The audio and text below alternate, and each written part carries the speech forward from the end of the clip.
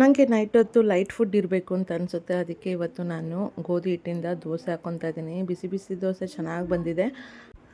ಇವತ್ತು ನನ್ನ ಮೂಗುಗೆ ಆಪ್ರೇಷನ್ ಆಯಿತು. ಸೊ ಏನು ಆಪ್ರೇಷನು ಅಂತಂದರೆ, ನನ್ನ ಮೂಗು ತಿರ್ಪ ಇದೆಯಲ್ವಾ, ಅದ್ರ ಮೇಲೆ ಸ್ಕಿನ್ ಬಂದುಬಿಟ್ಟಿದೆ. ಅಂದರೆ ಮೂಗುತಿ ಒಳಗಡೆ ಹೋಗಿಬಿಟ್ಟಿದೆ, ಸ್ಕಿನ್ ಒಳಗಡೆ. ಸೊ ಅದನ್ನು ಆಪ್ರೇಷನ್ ಮಾಡಿ ತೆಗೆದ್ರು. ಅದನ್ನು ಮುಟ್ಟಿದ್ರೆ ನೋವು, ನಾನು ಮುಟ್ಟಕ್ಕೆ ಹೋಗ್ತಾಯಿಲ್ಲ.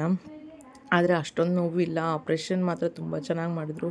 ಡಾಕ್ಟರ್ ತುಂಬ ಕೇರಿಂದ ತುಂಬ ಚೆನ್ನಾಗಿ ಆಪ್ರೇಷನ್ ಆಯಿತು ಅಂತಲೇ ಹೇಳ್ಬೋದು ನನಗೆ. ಇಲ್ಲಾಂದರೆ ತುಂಬ ನೋವಾಗ್ತಾಯಿತ್ತು. ಇಲ್ಲೇ ಚಿಂತಾಮಣಿಲಿರೋ ಡೆಕ್ಕನ್ ಹಾಸ್ಪಿಟ್ಲಲ್ಲಿ ನಾನು ತೋರಿಸ್ಕೊಂಡಿದ್ದು. ಈಗ ನನ್ನ ಮಗ ಆರಾಮಾಗಿ ಮಲ್ಕೊಂಡಿದ್ದಾನೆ. ಹಾಗೆ ನನ್ನ ಮಗಳು ದೋಸೆ ತಿಂತಾಯಿದ್ದಾಳೆ. ಅವಳಿಗೆ ದೋಸೆ ಹಾಕ್ಕೊಡ್ತಾಯಿದ್ದೀನಿ.